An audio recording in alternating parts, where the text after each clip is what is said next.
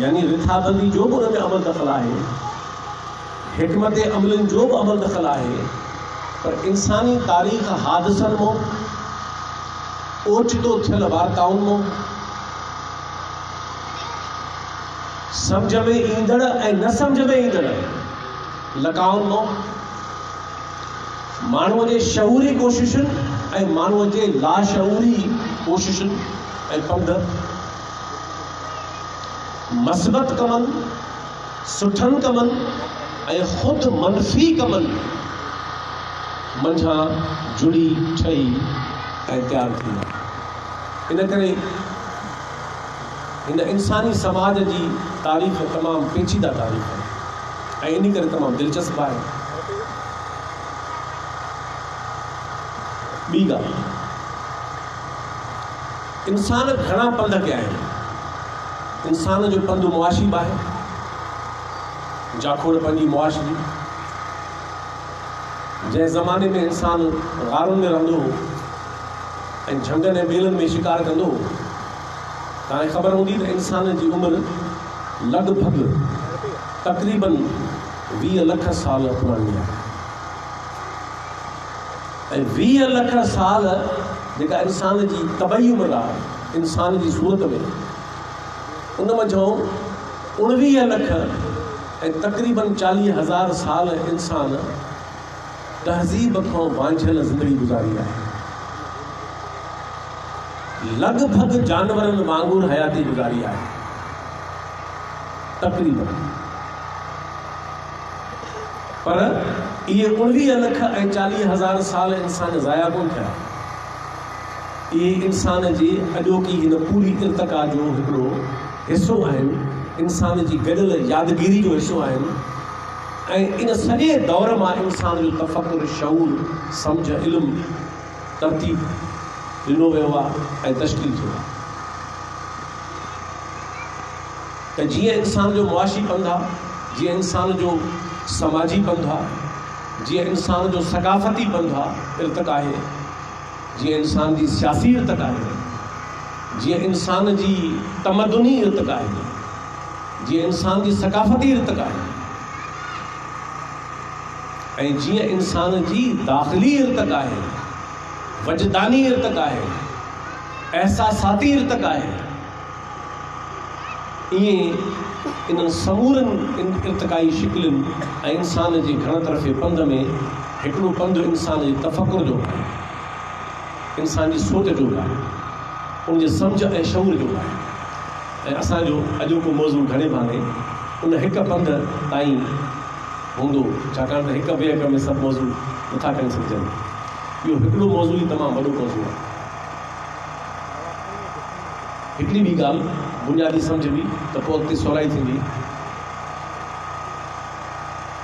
त जेको इंसान जे इल्म ऐं सम्झ ऐं ॼाण जो पंध आहे,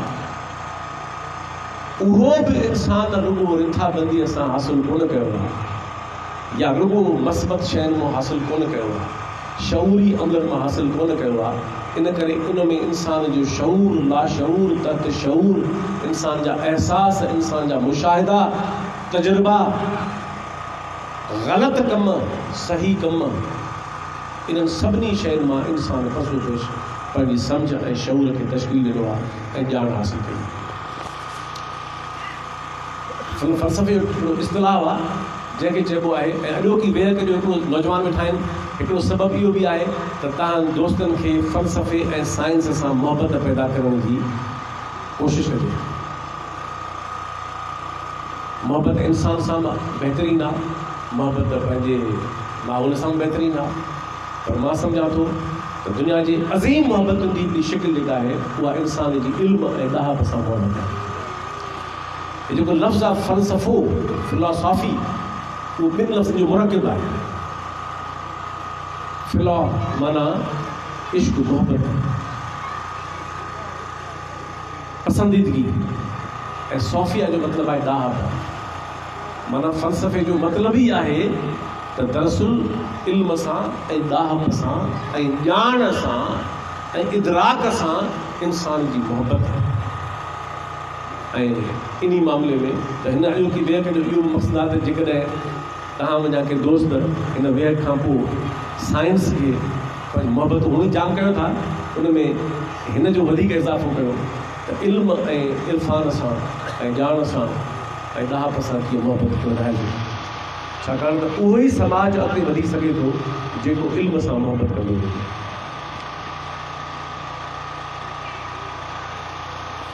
हाणे क़दीम इंसानी तारीख़ जो हिकिड़ो अलमियो इहो आहे त इंसान तमामु डिघो ज़मानो अञा ॿोली ईजाद तकलीफ़ कोन कई, अञा ॿोलियूं शिकिल वठी न बीठियूं। इन करे जीअं त ॿोलियूं शिकिल वठी न बीठियूं, इन करे इंसान जे लखें सालनि जा तजुर्बा उहे लिखिजी या ॻाल्हाइजी महफ़ूज़ थी न सघिया। उहे जिबलतुनि जी सूरत में ऐं तजुर्बनि जी सूरत में इंसान खे मुंतक़िल थिया, पर उहे लिखत में महफ़ूज़ थी कोन सघे।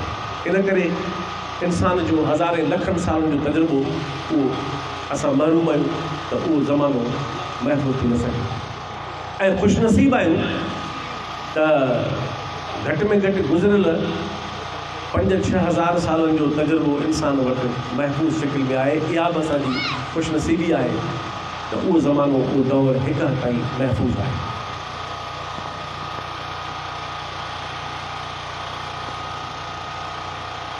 साइंस ऐं फ़लसफ़े जी मां वस्फ़ थोरी बयानु कयां, पोइ थो अचां उन्हनि जी थोरी तारीख़ ते, उनजी अवसर ते, उनजे बुनियादी जेके दौर गुज़रिया उन्हनि ते, ऐं पोइ उन्हनि समाजनि ऐं तहज़ीब खे कीअं तब्दील कयो। साइंस जो इस्तिलाह त 19वीं सदी में जुड़ियो आहे। इहो इस्तिलाह एतिरो पुराणो न आहे, पर साइंस जी तारीख़ हज़ारे साल पुराणी आहे। ऐं साइंस छा आहे कि अक्सर मज़हबी जेके तंग नज़र माण्हू आहिनि, कॾहिं कॾहिं उन्हनि ते रहम बि ईंदो आहे, उन चिड़ खां वधीक रहम ईंदो आहे। हाणे ॼाण माण्हुनि ते त घणे भाङे रहम ईंदो माण्हू खे। लतीफ़ साईं चयो आहे, महरूम ई मरी विया माहिर थी न हुआ, चिड़ीअ जीअं चुंबणी लॼाऊं लुआ, वाह भई वाह इन वादीअ विच में। घणा इल्म ऐं सम्झ खां वांझल तंग नज़र माण्हू ऐं अक्सर मज़हबनि जे नाले में तंग नज़र माण्हू, उहे सम्झंदा आहिनि शायदि साइंस जेको आहे उहो को अहिड़ो इल्मु आहे जेको जंहिंमां हुननि खे पुछा थी अचे, जंहिंखां धिकार थो अचे। हक़ीक़त इहा आहे त साइंस इंसान जो पैदा कयल इल्मु नाहे, इंसान जो दरियाफ़्त कयल हिकिड़ो दुनिया आहे। माना त साइंस जो मतिलबु आहे त हिन काइनात जी मैकानिकत खे कीअं सम्झजे, हीअ काइनात कहिड़नि क़ाइदनि ऐं कहिड़नि उसूलनि तहत कमु पई करे। उहा काइनात हिकिड़े एटम खां वठी, ऐं एटम हाणे पुराणी ॻाल्हि थी वई आहे, क्वांटम मैकेनिक्स अञा ते वधी वई आहे। जेतिरो बि हिन मादे जो नंढड़े खां नंढड़ो ज़रो तसवुर में तव्हांखे अची सघे थो, उन खां वठी हिन सॼी काइनात जे अंदरि ज़रूर के क़ाइदा हूंदा, के उसूल हूंदा, के कानून हूंदा, जिन तहत हे जहान हे संसार हले पियो। जे ईअं न हुजे हा त सिज रोज़ न उभरे हा, राति जो चंड असांखे नज़र न अचे हा, ॾींहुं न थिए हा, राति न थिए हा, सर्दी न थिए हा, गर्मी न थिए हा, हिकिड़ी शइ में हले हा न। हर शइ हिकिड़े निज़ाम में हले थी, त ज़ाहिर आहे जॾहिं निज़ाम में थी हले त इन जो मतिलबु आहे त के न के क़ाइदा ऐं कानून के उसूल ज़रूरु हूंदा। साइंस छा आहे? साइंस फितरत जी मैकानिकत, फितरत जे क़ाइदनि ऐं कानूननि खे सम्झण जो तजुर्बाती इल्मु आहे। साइंस ख़याली इल्मु न आहे, साइंस वहमी क़िस्म जो सम्झ न आहे। साइंस में को बि अक़ीदो थी सघे नथो, हुनजी सभ खां वॾी हुस्नाकी आहे।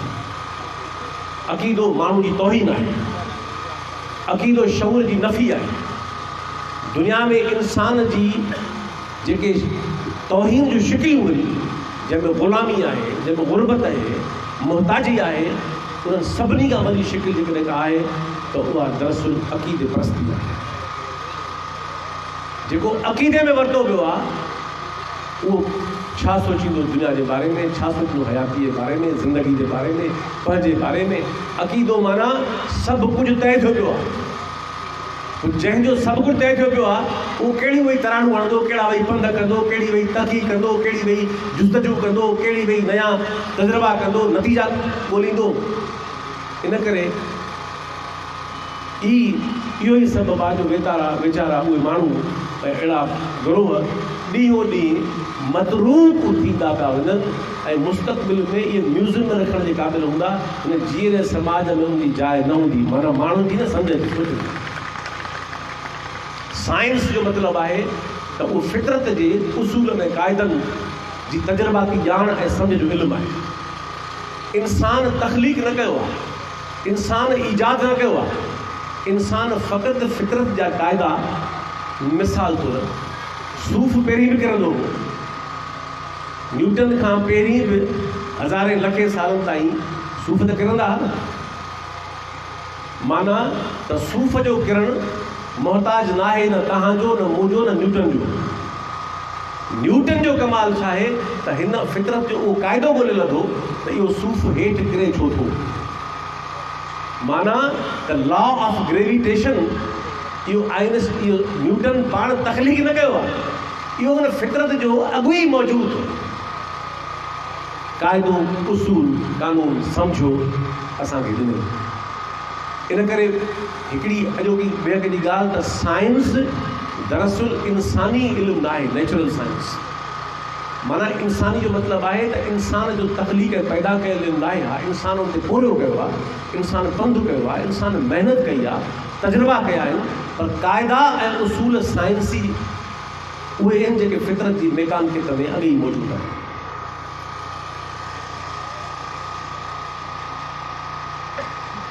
साइंस जी कुझु अख़लाक़ियात आहे।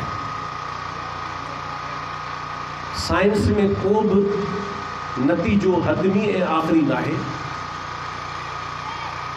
साइंस वटि अञा थींदी न आहे। साइंसदान उहो चइबो जे ज़िंदगी जा 50 साल हिकिड़ी शइ तजुर्बो करे ऐं नतीजो कढे ऐं ख़बर पएसि त मुंहिंजे 50 सालनि जो कयल कमु ग़लति ॿधलु मफ़रूज़े ते त हू वॾी दिलि सां ख़ुशी सां क़बूल कंदो त मां वारो नतीजो ग़लति हुयो। हे मज़हबी बाबा पंडित, हे पीके वारा जेके रांगमर आहिनि, इन्हनि जूं ख़बरूं हज़ारे सालनि खां मतरूक ऐं रद्द साबित थियल आहिनि, तॾहिं बि चुंबड़िया पिया आहिनि। छो त उन्हनि वटि जो अक़ीदो इहो आहे त इहो सभु कुझु एब्सोल्यूटली दुरुस्त आहे। साइंस में को अक़ीदो न आहे, साइंस में का बि अना न आहे। साइंस जी अख़लाक़ियात आहे। साइंस बुनियादी तौर ते तजुर्बाती इल्म जो नालो आहे। अंदर मां उहो तसौफ़ जो जहान आहे, उहो कॾहिं ॿियो मौज़ू करे ईंदासीं त उहा ॿी दुनिया आहे हिकिड़ी। साइंस ख़ारिजियत जो इल्मु आहे। साइंस ऑब्जेक्टिव आहे। साइंस मारूज़ी आहे। ऐं फ़लसफ़ो साइंस न आहे। हा, फ़लसफ़ो साइंस जे वेझो वञी सघे थो, साइंस मां सिखी सघे थो, साइंस सां पाण खे जोड़े सघे थो ऐं जोड़ियो आहे, मां इस बात में न कयो। पर फ़लसफ़ो दरअसल को तजुर्बाती इल्मु न आहे। फ़लसफ़ो अक़ली निज़ाम आहे जेको शयुनि खे परखण जा पंहिंजे अंदरि माण मापा रखे थो ऐं निज़ाम रखे थो। माना लॉजिक, दलील, मंतिक, अक़ुल, सम्झ, शऊर, इहे फ़लसफ़े जा बुनियादी। इनखे फ़लसफ़े जी ॿोली में चइबो आहे एपिस्टेमोलॉजी। एपिस्टेमोलॉजी जो मतिलबु आहे इल्मुल इल्म। इल्मुल इल्म जो मतिलबु आहे इल्म खे हासिल करण जा गस कहिड़ा आहिनि, कहिड़ा तरीक़ा आहिनि। इन करे मुशाहिदो बि उनजो ज़रियो आहे, तजुर्बो बि उन में शामिलु आहे, उन में वजदान बि शामिलु आहे, उन में तफ़कुर बि शामिलु आहे, उन में अक़ुल बि शामिलु आहे, उन में एहसास बि शामिलु आहे, उन में कैफ़ियत बि शामिलु आहे। माना त हिसियात जंहिंखे अक़ुल चइजे थो ऐं महसूसात, ये ॿई शयूं एपिस्टेमोलॉजी जा इल्म जा ॿ हिकिड़ा गस आहिनि जंहिंमां इंसान पंहिंजा नतीजा कढे थो।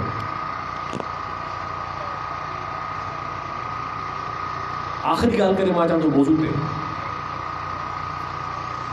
फ़लसफ़े ते इहो मयार लागू नाहे त उहो हरू भरू साइंस वांगुरु सही आहे या न आहे। साइंस में तो ॻाल्हि सिधी आहे, या शइ सही आहे या शइ ग़लति आहे, सादी ॻाल्हि आहे, ॿ आहे वीचार। पर फ़लसफ़ो इन ॻाल्हि में लिबर्टी रखे थो, फ़लसफ़े खे हिकिड़ी रिआयत हासिलु आहे, जीअं फ़न खे रिआयत हासिलु केतिरियूं आहिनि, जीअं मुसवरी खे रिआयत हासिलु आहे, शाइरी खे रिआयत हासिलु आहे केतिरनि मामलनि में। माण्हू अहिड़ो हुजे न हुजे, शाइर अहिड़ो करे पेश कंदुसि जो माण्हू चवंदो वञ पढ़ो, वञी धणी खे ॾिस त कहिड़ी का शइ न हूंदी।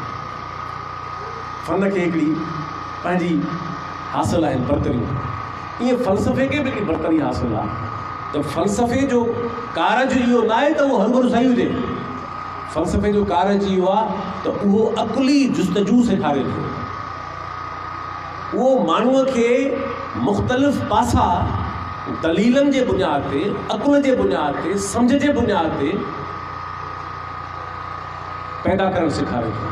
ऐं ईअं इंसान जी सोच, इंसान जी सम्झ ऐं तफ़कुर जो सिलसिलो अॻिते वधे थो। इन करे जे सही ऐं ग़लति में पइबो, जे चकर में पइबो त फ़लसफ़े जी तारीख़ में 90% खां वधीक फ़लसफ़ो दुरुस्त न आहे, पर इहो पैमानो दुरुस्त न आहे परखण जो, छाकाणि त इहो 90% न हुजे हा जंहिंखे अॼोकनि मयार मुताबिक़ ग़लति सम्झो वञे थो त इहो जेको अॼु सही आहे इहो बि मौजूदु न हुजे हा। सही नतीजा बि ग़लति नतीजनि मां अचनि था, सही इल्म बि ग़लति ॻाल्हियुनि जे अवसर मां, तजुर्बनि मां उसरे थो। इन करे यादि रखो त असां वटि मज़हबनि माण्हुनि खे छा पढ़ी पढ़ाई आहे, बाबा हीअ शइ कतई ग़लति आहे, हीअ सही आहे। साइंस ऐं फ़लसफ़ो ग़लति ॻाल्हि खे बि अहम सम्झे थो, ग़लति तजुर्बे खे बि दुरुस्त सम्झे थो, छाकाणि त जेको ग़लति शइ न कंदो उहो सही कॾहिं कंदो। तव्हां वठंदा आहियो रीडिंग्स लेबोरेटरी में, रीडिंग हिकिड़ी ग़लति, ॿी ग़लति, टी ग़लति, नेट तव्हां सही वठंदा आहियो। इन करे साइंस ऐं फ़लसफ़े में जुस्तजू जो को बि दग बंद न कबो आहे इन सादे पैमाने तहत त इहा शइ सही आहे या ग़लति आहे, सादे तरीक़े सां। हाणे अचूं था इन मौज़ू ते त साइंस ऐं फ़लसफ़े जो इंसानी तारीख़ में किरदारु, तहज़ीबुनि जी अवसर में, तहज़ीबुनि जी तश्कील में, इंसान जे इल्म जे वाधारे में, इल्म जी अवसर में ऐं मजमूई तरह इंसान जी सम्झ जे वाधारे में कीअं उन अदा कयो। ऐं इहा बि दिलचस्प ॻाल्हि आहे त साइंस ऐं फ़लसफ़े जा महवर ऐं मर्कज़ तारीख़ में पिया तब्दील थींदा रहिया आहिनि। हीअ वॾी ग़लतफ़हमी आहे त बाबा साइंस रुॻो मग़रबी आहे, साइंस न मग़रबी आहे, न साइंस मशरक़ी आहे, न साइंस उत्तरादी आहे, न साइंस ॾखण जी आहे, साइंस काइनाती आहे। इंसान जो साइंसी पंध काइनाती आहे, काइनाती माना पूरी काइनात न माना यूनिवर्सल आहे, आलमी आहे।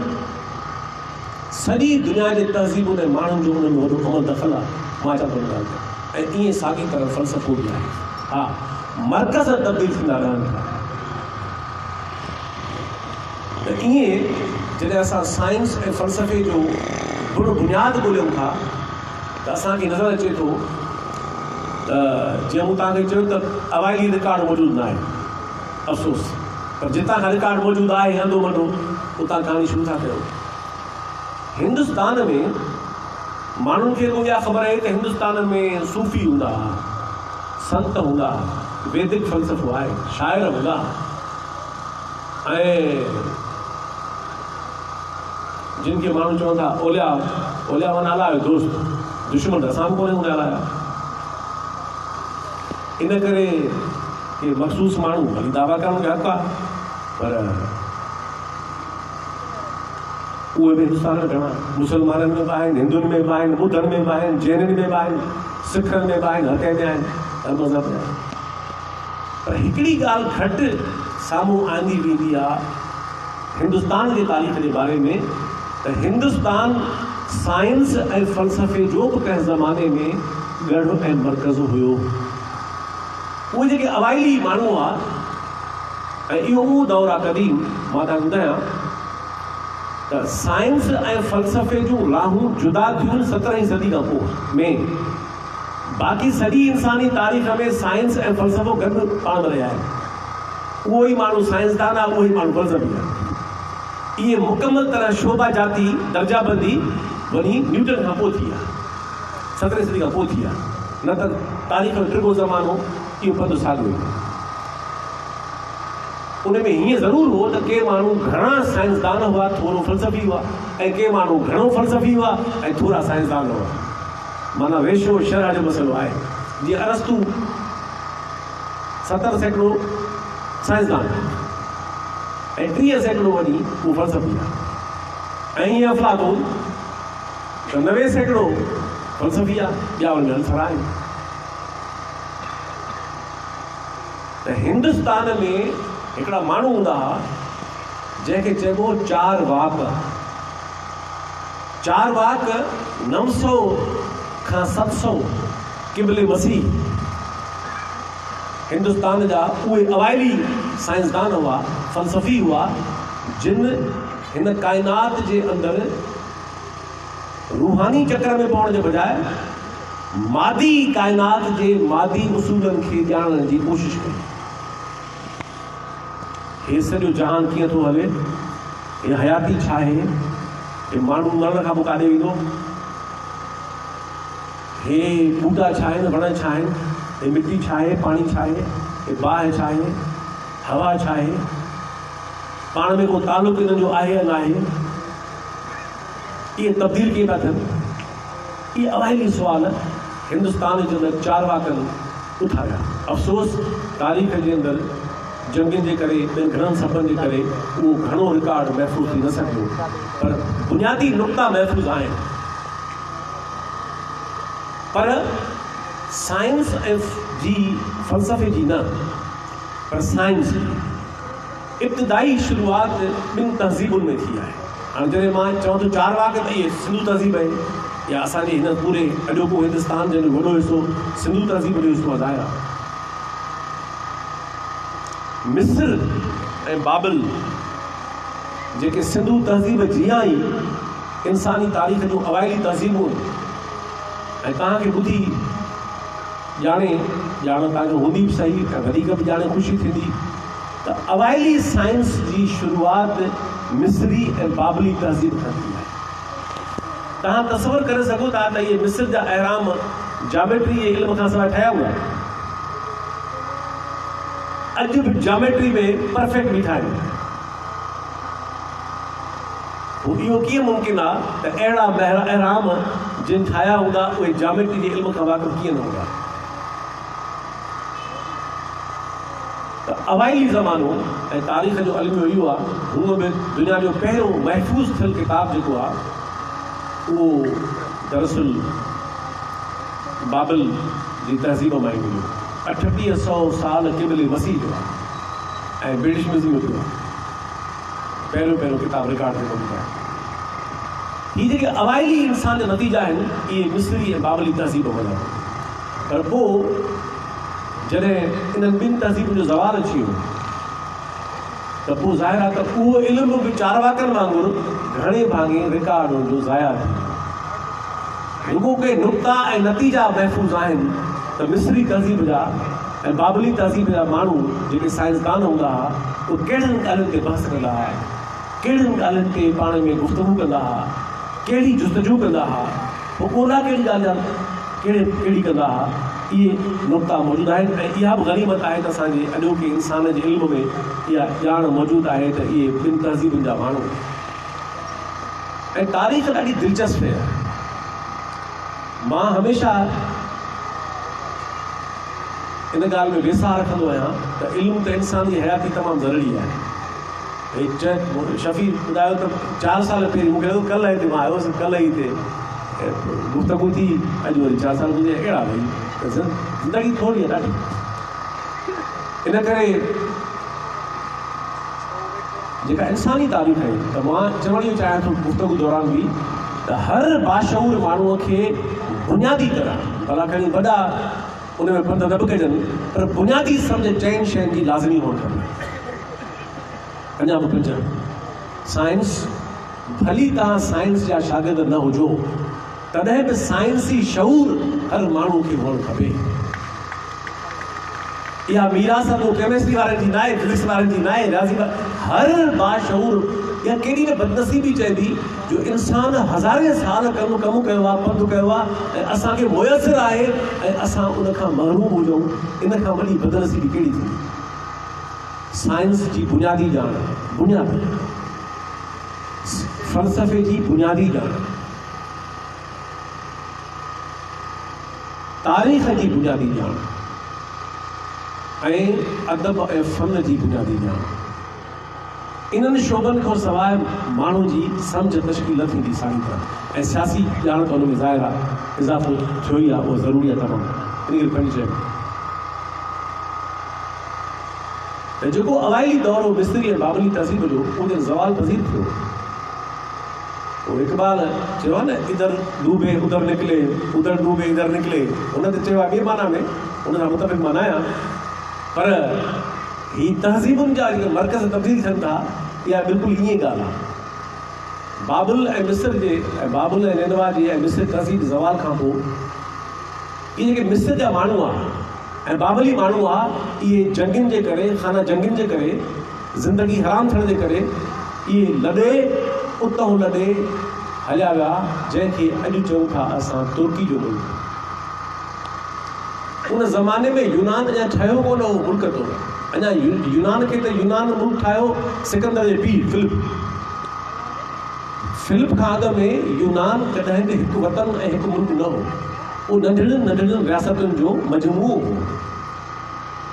त इहे जेके माण्हू आहे एशियाई नस्ल जा माण्हू आहे, हिन पासे जा माण्हू आहे एशियाई ऐं हीअ ख़ुदि मिस्र त अफ्रीका में शुमार थिए थो। हाणे इन्हनि इलाइक़नि जा उहे ॾाहा माण्हू, उहे आलिम माण्हू खाना जंगियुनि खां ऐं मुतासिर थी लॾे विया जंहिंखे चइबो हो एशिया माइनर या जंहिंखे चइबो आहे त नंढी एशिया, तुर्की जो नालो, ऐं नालो तुर्की जो पियो बदिलबो रहियो आहे, उहो उनजो नालो इहो फिक्स न हो।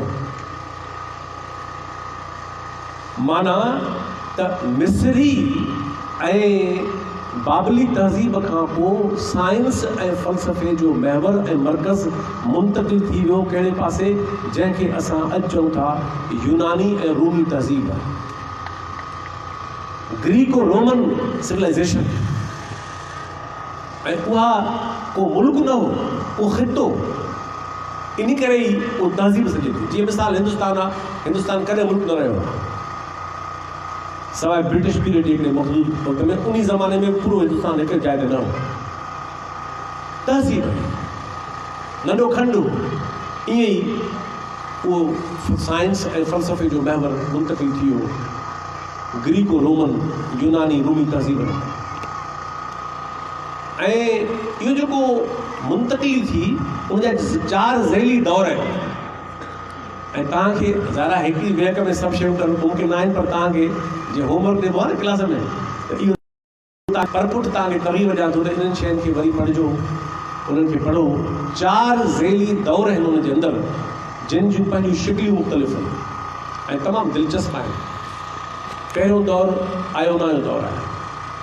आयोना जी रियासत ऐं इलाइक़ो हाणे तुर्की में आहे, जंहिंखे हाणे इज़मीर चवनि था, शहर ॾाढो हसीन शहर आहे, उहो इलाइक़ो उन में। ऐं इज़मीर खां पोइ अॻियां इलाइक़ो आहे ॿियो एफिसिस, इहो बि साॻियो इलाइक़ो आयोना।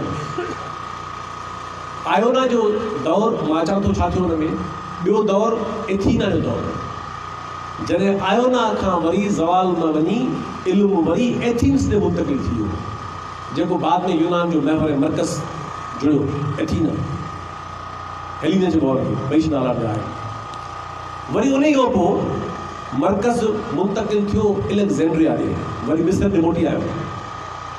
इलेक्ज़ेंड्रिया मूंखे ज़िंदगी में, मां दुनिया घणी घुमी आहे तमामु, विरले काशे छॾी आहे दुनिया में, पर अञा कुझु शयूं रहनि थियूं जेके मूंखे वॾी सिक ऐं सद आहे उन में एलेक्जेंड्रिया सां मूंखे फ़लसफ़े ऐं साइंस जे करे हिकिड़ो वॾो मुहबत जो तालुक़ु आहे त इहो शहर पोइ हाणे जहिड़े बि हाल में आहे पर घटि में घटि ॾिसबो वञी त उहो शहर कीअं हो।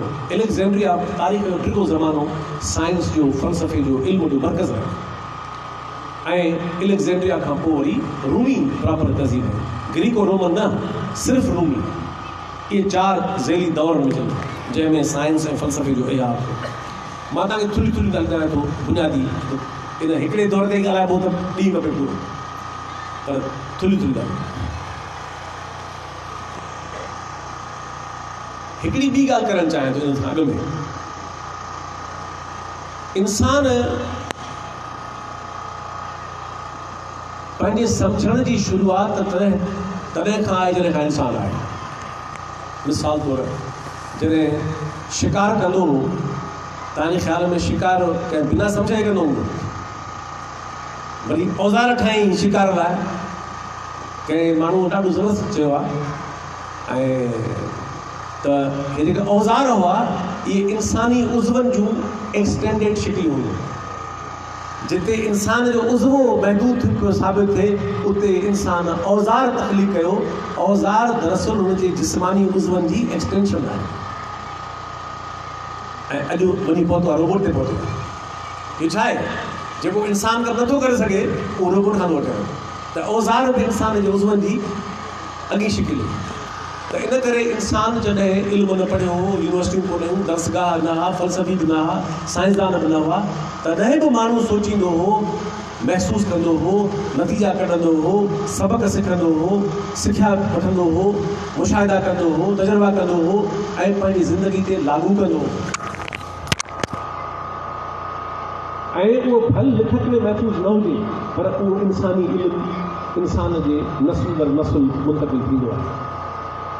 त दुनिया में अवाइली ज़मानो, हाणे मां थोरो दौर जो टको ॾेई अॻिते थो वधां, जॾहिं इंसान जी मुनज़िम सम्झ शुरू थी आहे, जॾहिं इंसान जी मुनज़िम इल्म जी शुरूआत धुका हैक सां शुरू थी आहे। इन करे मतां कॾहिं धुके घटि सम्झो।